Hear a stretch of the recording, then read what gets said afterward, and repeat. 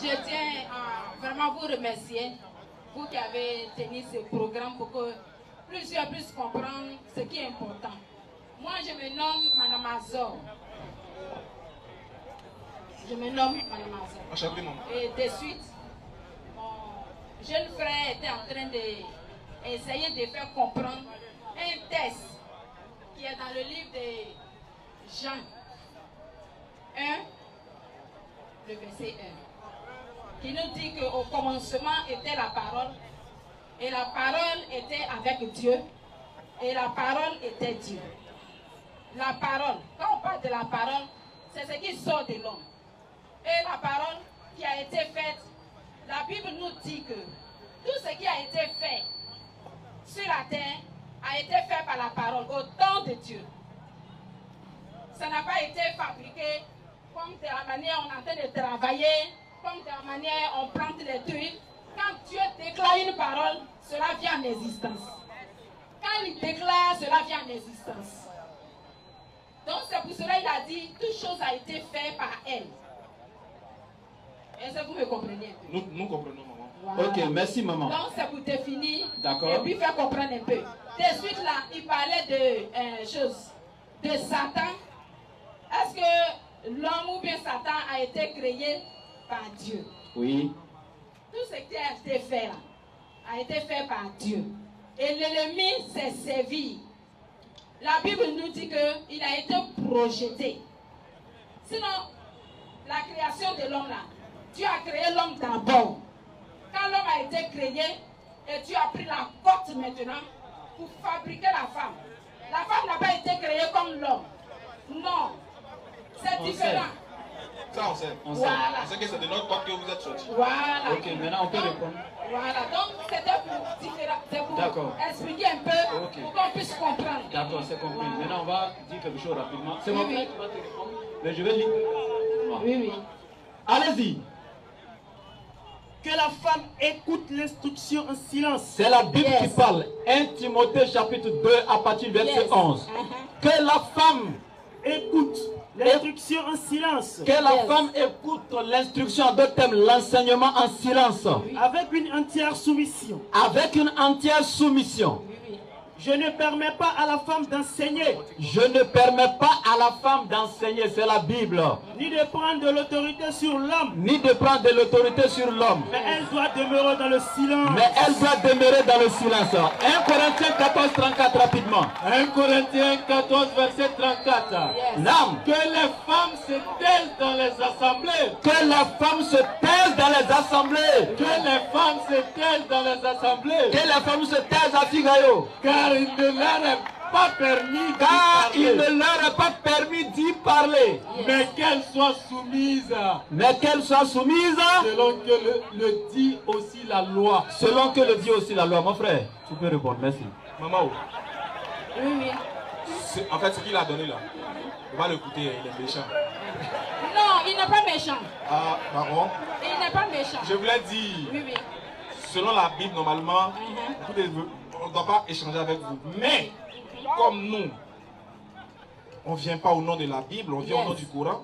Et que le Coran est un livre qui comble le vide laissé dans l'esprit de l'homme et qui lui apporte une lueur, une lumière explicite, de sorte que quand l'individu il arrive, il est éclairé autour de lui.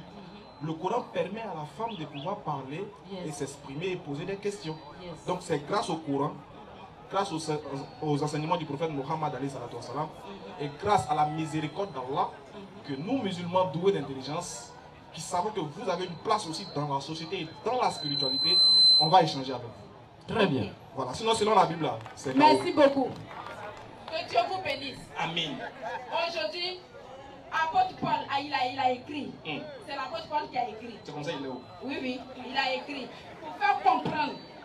Mais dans la même Bible, la Bible nous dit que Jésus s'est révélé, il s'est révélé aux femmes. Il a envoyé les femmes, Marie, pour aller annoncer qu'il est ressuscité.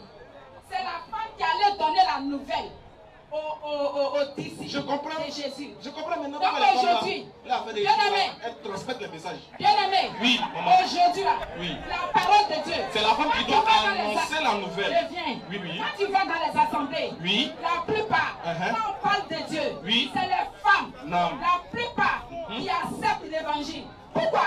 Parce que le cœur des femmes est très sensible. Ça, on dit vrai. C'est très Ça, sensible. c'est vrai. Maman, tu sais, ce que tu dis, Donc c'est là que je vais m'arrêter. C'est Je ne vrai. vais pas échanger avec vous, mais c'est les pensées que je voulais partager avec vous. Merci, Et ce n'est maman. pas aussi pour vous enseigner, mais c'est pour comprendre pourquoi il faut comprendre aussi l'enseignement et la parole de Dieu. nous sommes d'accord. Voilà. On voulait vous dire simplement que l'échange aura lieu avec vous et nous. Oui, oui. Parce que si on veut aller d'ordre biblique, ça sera compliqué.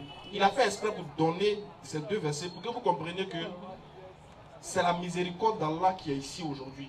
Voilà pourquoi, quand vous finissez de lire la Bible, allez-y lire le Coran pour encore atteindre un objectif, pour atteindre une destination finale qui n'est rien d'autre que le paradis. Je le Saint-Esprit. Ok, j'aimerais dire un petit truc avant que mon frère ne rebondisse. Vous avez pris Jean 3,16. oui. Dieu a tant aimé le monde Oui. qu'il a donné son Fils unique afin que quiconque croit en lui ne périsse point, mais ait la vie éternelle. Je donne un petit exemple et puis je vous laisse. Je prends un exemple. Ce frère qui est là, il est par exemple affamé avec sa famille. Mon frère qui est là va lui donner un sac de riz pour soulager la faim. Maintenant, quand mon frère lui a remis le sac de riz, il était content. Après avoir fini de bien manger, Après avoir mangé, il se prosterne devant le sac de riz pour dire: sac de riz, merci d'avoir enlevé la faim chez moi. Ou bien il doit venir plutôt se prosterner devant celui qui lui a donné le sac de riz pour lui dire merci. On sait que c'est celui qui a donné, c'est lui que tu dois remercier et non le don. Maintenant, quand Dieu a aimé le monde et qu'il a donné son Fils, entre le Fils et le Père, qui a aimé le monde, c'est le Père. Qui a donné le Fils, c'est le Père. Qui a le donateur, c'est le Père. Qui a le don, c'est le Fils. Entre le don et le donateur, on doit adorer qui? on n'applaudit pas, il y a quatre filles. On n'applaudit pas. Capitaine, vas-y. Non, elle va répondre.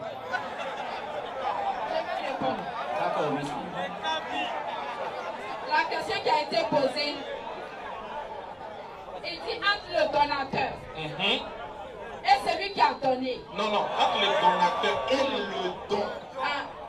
Entre le donateur et le don, c'est le donateur. Merci, maman. Merci, maman. Merci beaucoup. Donc, c'est le Père qui a donné le Fils. Oui. Donc, dans Luc 6, 12, Jésus alla sur la montagne pour prier, il passa toute la nuit à prier Dieu. Donc, le Père que Jésus adorait, c'est ce Père que nous tous on doit adorer, n'est-ce pas? Merci, maman. Merci beaucoup, maman. Merci. Donc, C'est le donateur, c'est vrai. Mais le donateur a donné. et on a On n'adore pas le don. Mm.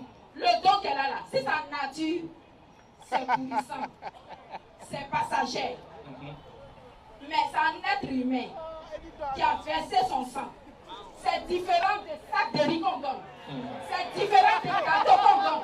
C'est différent des nourris. des chaussures qu'on donne. C'est différent des cailloux qu'on met dans l'eau. Voilà, tout ça. Et puis un coup, ça finit. C'est différent. C'est un prix qui a été payé cher. le sang a coulé. Le sang coulé. Le sang, c'est comme le Là, tu sacrifice. vois sang à l'amusement. Ça, tu fais, c'est rien. Tu as compris? Oui, C'est le maman. sang. C'est le sang qui a coulé. Ah, donc, maman, comme c'est le sang là, voilà pourquoi on doit adorer le sang. Le sang t'a libéré de la malédiction. Le sang t'a libéré de ton péché. Le sang t'a déchargé de ton fardeau. Donc c'est pour cela qu'on doit l'adorer. Jésus est digne d'être adoré. Mais maman, Il est le Fils. maman, Il est le Fils. oui, maman, quand vous êtes en train d'adorer Jésus, parce que vous dites qu'il a versé son sang, pendant ce temps, le Père, là, lui, son adoration, c'est comment? Parce que quand tu adores le Fils, tu n'es pas en train d'adorer le Père. Pendant que toi, tu es en train d'adorer le Fils, pendant ce temps, le Père, là, dans quelle position il occupe? Quelle est la place qu'il occupe pendant que tu es en train d'adorer le Fils? Le Fils est dans le Père. Et le Père est dans le Fils.